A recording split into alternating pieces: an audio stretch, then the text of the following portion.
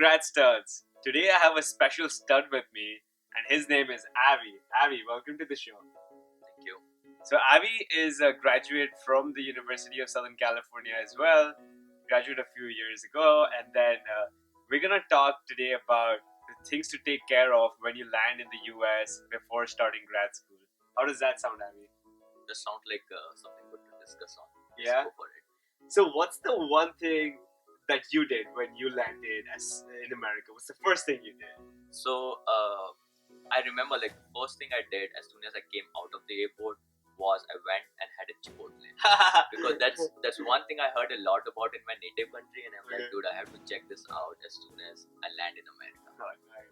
But on a serious note, like as soon as you guys are here, just call your loved ones or your family back home and just tell them it's all good and you have safely arrived in US.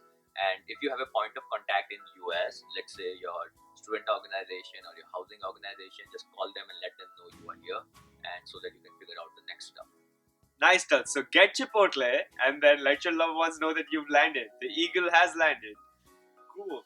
So now, Avi, you've pretty much had your Chipotle, and I'm assuming that you had a place to crash, and you're well settled in your house or your rental unit, etc. So what's the one or two things that you need to start hunting right away once you're stationed?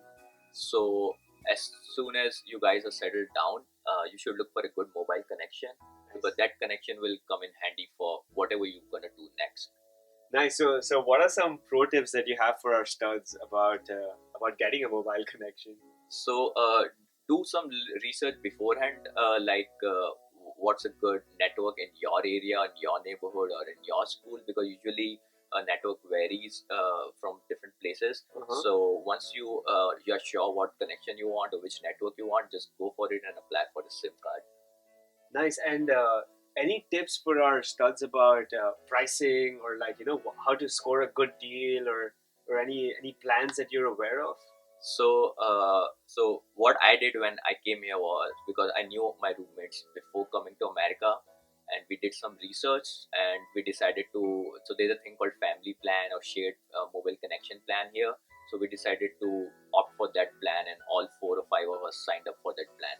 So if you're in a family or a shared plan, it brings down your the cost of your mobile connection significantly. So that's one thing you guys can do. Nice. And I'm assuming if you're in a clustered plan with a few other friends, then the benefits are also sort of better, right? Yeah, so basically, the cap on the data is not limited to yourself. You have a big cap, like say 100 GB or 200 GB, and that's kind of shared between all your friends. And also, your monthly bill comes down. Okay. Awesome. So I'm assuming now that you have your mobile connection with you. What's another couple of things? Also, we'll give you a link below on specific tips about getting a cell phone connection. One tip that actually my cousin or one of my friends who came this year, she actually got a matrix connection from India, and that gave her some breathing room to look for a deal like in a month or something. So look out for that. It's about $15 in India. I'll try to post a link below, but that'll give you some breathing room as to not getting the mobile connection right away. So you can always do that. You can have a connection from your native country before you come here. But those plans are usually very expensive, so it's good for like a week or so, and then during that first week of your arrival here, you can figure out a good network that you can sign up for in America. Nice, nice. So Abby, now you sort of have your mobile connection with you. What was the next thing that you were hunting for? The next thing what I did was I opened a bank account because bank account comes in handy. Let's say if you want to wire your fees to America, or you want to you will have an access to a debit card which will open, like you can use the debit card to do your daily groceries and like Expenses. expenses and all of those. Nice. So what kind of bank account do you want to open? I know there's check-in and savings. So what do you recommend your studs for? So I opened a check-in account, and I think you guys should also open a check-in account because it first of all it has a lower minimum balance, and also there's no limit on the number of transactions you do in a check-in account.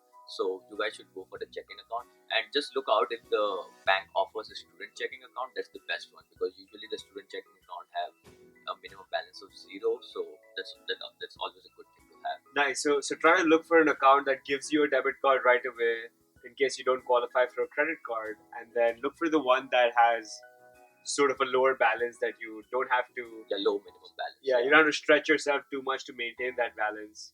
Nice. So are these banks usually located within campus, or was it far away? How to go about that? You just seek an appointment. Yeah. So usually the major banks are in and around the campuses, Mm-hmm. and you can get an appointment, and it's not that hard to get an appointment, and just get an appointment and open an account as soon as you guys are here. And also look, one pro tip is, just look out for the ATMs in and around the campuses. So that bank in which you are opening your account should have a good number of ATMs in and around the campuses, because usually if you take out money from a different bank ATM, you have to pay small nominal fees, not like in other. It might be not the same case in your native country, but here if you're withdrawing money from a different bank account, and if you're not a customer of that bank account, then you end up paying some nominal fees. So yeah, look Gotcha. out for the ATMs of the bank in which you're opening account. Awesome. And like I tell everyone, most of the expenses once you come here, you use your card for almost everything. Cash is not sort of the primary exchange medium. So I would say that as long as you have a good card, I think that sort of takes care of most matters. One thing that Abby sort of ran into was he was telling me before I asked him this question was he actually lost some of his money. He lost some of his cash while he was here. So one thing that you guys want to take care of if you're bringing in loose cash, you want to sort of deposit it right after you create your account because it's super safe. No one can rob your account. And then the apps and the online banking is amazing and secured over here. So leverage all of the online tools so you can do everything from your smartphone. So Abby, the next one, I know you mentioned you gave some great points to our studs about a phone, a banking account, or what's some other high priority stuff they should take care of once they land. So so you guys need to figure out the things that you can do before your school starts.